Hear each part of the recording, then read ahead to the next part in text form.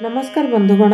आज श्रीमद् भगवत गीता चैलेंज 24तम दिन में शरीर आदि अनित्य वस्तु निमंते जो शोक हुए तार निवृत्ति पाई भगवान कौन कहते ताहा आमे जानिबा। मात्र स्पर्शस्तु कौन्तेय शीतोष्ण सुख दुःखदः आगमापायिनो नित्यस्तांस्ति तिक्षस्व भारत।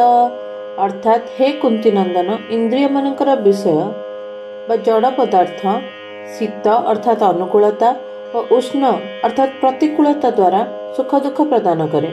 सेगुड़िकर आसीबा जिबा लगी थाए एवं सेगुड़िक अनित्य मध्य। हे भरत वंशोद्भव अर्जुन, तुम्हें से सब को सह्य कर। जहाँ द्वारा माप तौला जाए अर्थात जहाँ द्वारा ज्ञान हुए सही ज्ञानर साधन अंतकरण और इंद्रिय मनकर नाम मात्रा। मात्रारे अर्थात इंद्रिय और अंतकरण रे जହାର संयोग हुए ताहार नाम स्पर्श। अतएव इंद्रिय और अंतकरण द्वारा जो पदार्थर ज्ञान हुए सृष्टिर सेहीपरि सकल पदार्थ हेउछि मात्रा स्पर्शः। एठारे मात्रा स्पर्शः पदरे केवल पदार्थ को काहेकि नियाजिब, पदार्थर संबंध को काहेकि नियाजिब नहीं। जदि आमे एठारे मात्रा स्पर्शः पद द्वारा केवल पदार्थर संबंध को ग्रहण करिबा तबे एही संबंध को गमनागमनशील कहिपारिबा नहीं, कारण संबंधर स्वीकृति केवल अंतकरण द्वारा न होई स्वयं बा अहम द्वारा हुए। स्वयं नित्य, तेणु सेठारे हेउथिबा स्वीकृति भी नित्य भली होई जाए। जे पर्यंत स्वयं सेही स्वीकृति को प्रत्याख्यान न करे से पर्यंत सेही स्वीकृति अक्षुण्ण रुहे। अर्थात पदार्थर वियोग हेले भी पदार्थ न रहिले भी सेही पदार्थर संबंध रही जाए। एही स्वीकृत संबंध केवल अस्वीकृति रे अर्थात निज ठार न मानिबा द्वारा ही दूर हुए। निज स्वरूप रे संबंध नहीं कि होई पारिबो नहीं, परंतु स्वीकृत संबंध को अस्वीकार न करी जेते त्याग कले, जेते कष्ट भोगिले, शरीर रे जेते परिवर्तन हेले, जेते तपस्या कले मध्य ताहा छिन्न हुए नहीं, बरं यथावत रुहे। मनेकर कौनसी स्त्री विधवा हो जाइछंती, किंतु 50 वर्ष पर मध्य जदि किए कही दिए जे ए अमुकर स्त्री, तेबे से सचेतन हो जाती। एथिरु सिद्ध हैला जे संबंधी न रहिले मध्य तांको सहित स्वीकृत संबंध सर्वदा रही थाए। एही दृष्टिରୁ एही संबंध को आगमापायिनः कुआ जाई न पारे। तेणु एठी मात्रा स्पर्शः पदरे पदार्थर संबंध को न नहीं केवल पदार्थ को निया जाइछि। एठारे शीत और उष्ण शब्द अनुकूलता और प्रतिकूलतार वाचक। जदि एहार अर्थ ठंडा और गरम बोली मानि नेबा तेबे एहा केवल चर्मर विषय होई जिवो, अर्थात सीमित अर्थ बुझाइब। तेणु शीतर अर्थ अनुकूलता और उष्णर अर्थ प्रतिकूलता बुझिबा यथार्थ मने होछि। सबु पदार्थ अनुकूलता और प्रतिकूलता द्वारा सुख दुख प्रदान करे। अर्थात आम मन अनुकूल वस्तु, व्यक्ति, परिस्थिति, घटना, देश, काल इत्यादि मिलिले सुख हुए एवं मनर प्रतिकूल वस्तु, व्यक्ति, परिस्थिति इत्यादि मिलिले दुख हुए। एठारे अनुकूलता प्रतिकूलता हेउछि कारण एवं सुख दुख हेउछि कार्य। वस्तुतः पदार्थ गुड़िकर सुख दुख देवार सामर्थ्य नहीं। मनुष्य एगुड़िक सहित संबंध रखी एथिरे अनुकूलता प्रतिकूलता भावना करे, जेउथिपाई एही पदार्थ गुड़िक सुख दुःखदायक परि मने हुअन्ति। तेणु भगवान एठी सुख दुःखदाह कहिछन्ति। शरीर जेपरि केबे एक रूपे रहे नाही, प्रतिक्षण बदलु थाए, सेहीपरि इंद्रिय मन और बुद्धि द्वारा जानी हेउथिबा सांसारिक पदार्थ प्रकृति और प्रकृतिर कार्य मध्य केबे एक रूपे रहे नाही।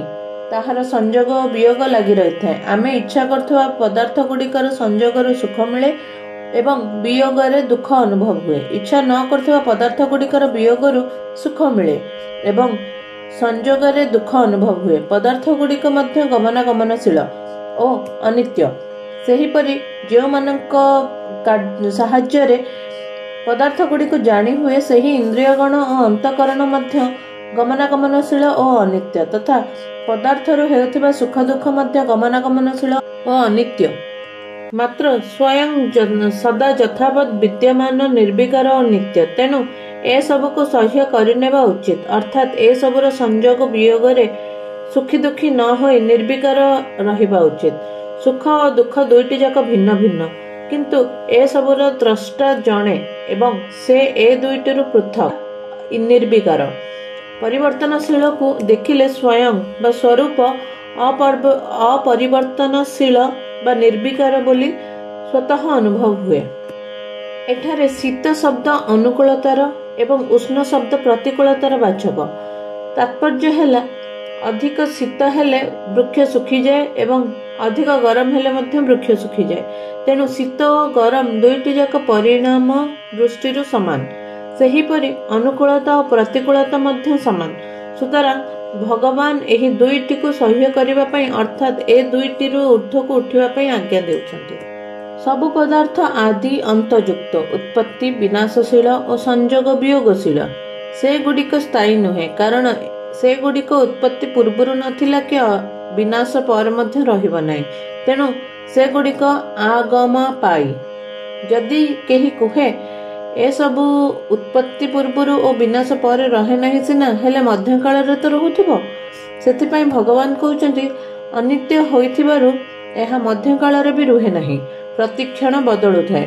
एते द्रुत गति रे बदलु थाए जे एका रूप रे ताकु केही दुई थर देखि परिबे नाही, कारण प्रथम मुहूर्त रे जेपरि थिला द्वितीय मुहूर्त रे सेपरि रुहे नाही। तेणु भगवान एहाको अनित्य कहिछन। केवल एही पदार्थ जे अनित्य और परिवर्तनशील ता नुहे, बरं जहा द्वारा एही पदार्थ गुड़िक संबंध रे ज्ञान होउछि से इंद्रिय गण अंतकरण मध्य परिवर्तनशील। सेमानंकर परिवर्तन को किपरि जानिबा? जेपरि दिन सारा काम करी संध्या बेलकू इंद्रिय प्रभृति रे क्लांति आसी जाए एवं सकाळे निदर उठिला परे जो सतेजता आसीथिला ताहा संध्या पर्यंत रुहे नाही, पुनश्च सोइबाकू पड़े। फल इंद्रिय मानकर क्लांति दूर होई सतेजता अनुभव हुए। एवं जेपरि जागृत अवस्था प्रतिक्षण क्लांति आसुथाए, सेहीपरि निद्रावस्था प्रतिक्षण सतेजता आसुथाए। एथिरु प्रमाणित हैला जे इंद्रिय प्रभृति रे प्रतिक्षण परिवर्तन हेउछि। जेते मात्रा स्पर्श अर्थात इंद्रिय मानक विषय रही सेगुड़िकर संस्पर्श रे आसिबारु एहा अनुकूल और एहा प्रतिकूल बोली ज्ञान हेबा दोषबह नुहे, बरं एहाको नै अंतकरण रे राग द्वेष हर्ष शोक इत्यादि विकार सृष्टि हेबा ही दोषबह। अतएव अनुकूलता और प्रतिकूलतार ज्ञान हेबा सत्वे राग द्वेषादि विकार जात हेबाको न देबा अर्थात मात्रा स्पर्श रे निर्विकार रहिबा ही सेगुड़िको सह्य करिबा। एही सहिबाकू ही भगवान तितिक्षस्व कहिछन्ति। द्वितीय भाव हेउछि शरीर, इंद्रिय, अंतकरण प्रभृतिर क्रिया ओ अवस्था गुड़िकर आरंभ हुए एवं शेष हुए तथा सेगुड़िकर भाव हुए और अभाव हुए। सही क्रिया और अवस्था आदि तुमठारे नाही, कारण तुमे एहार ज्ञाता और ताठारु पृथक। तुमे स्वयं यथावत रहुछ, एणु सही क्रिया और अवस्था गुड़िकर तुमे निर्विकार रुह। सेथिरे निर्विकार रहिबा ही तितिक्षा। सुख दुख हर्ष शोक राग द्वेष काम क्रोध आदि गमनागमनशील और परिवर्तनीय, किंतु स्वयं यथावत रुहे। साधक स्वयं को देखिबा परिवर्ते परिवर्तनीय अवस्था को देखि बड़ भूल करुछि। से अवस्था को स्वीकार करुछि, किंतु स्वयं को स्वीकार करू नाही। अवस्था पूर्वरु नथिला एवं पर मध्य रहिबो नाही, तेणु मझिरे देखा जाउथिले सुद्धा ताहा नाही। मात्र स्वयं रे आदि अंत और मध्य नाही। अवस्था केबे एक रूप रुहे नाही एवं स्वयं केबे अनेक रूप हुए नाही। जहा देखा जाए ताहा भी अवस्था एवं जहा बुद्धि द्वारा देखा जाए ताहा भी अवस्था। दृश्य मध्य अवस्था एवं द्रष्टा मध्य अवस्था। स्वयं रे दृश्य नहीं कि द्रष्टा नहीं, ज्ञ नहीं कि ज्ञाता नहीं। यही दृश्य द्रष्टा आदि सबु किछि अवस्थार अंतर्गत। दृश्य और द्रष्टा तो रहिबो नहीं, किंतु स्वयं रहिबो। अवस्था तो नष्ट हो जिवो, किंतु स्वयं अवश्य रहिबो। तात्पर्य हैला दृश्य सहित संबंध हेबारु स्वयं द्रष्टा बोलाए। जदि दृश्य सहित संबंध न रहे तेबे स्वयं रहिबो, मात्र ताहार नाम द्रष्टा हेबो नहीं। सेहीपरि शरीर सहित संबंध हेबारु स्वयं चिन्मय सत्ता शरीर बोलाए। जदि शरीर सहित संबंध न रुहे तेबे स्वयं रहिबो, मात्र ताहार नाम शरीर हेबो नहीं। तेणु भगवान केवल मनुष्य को बुझाइबा पई शरीर शब्द प्रयोग करछन्ति। जय जगन्नाथ।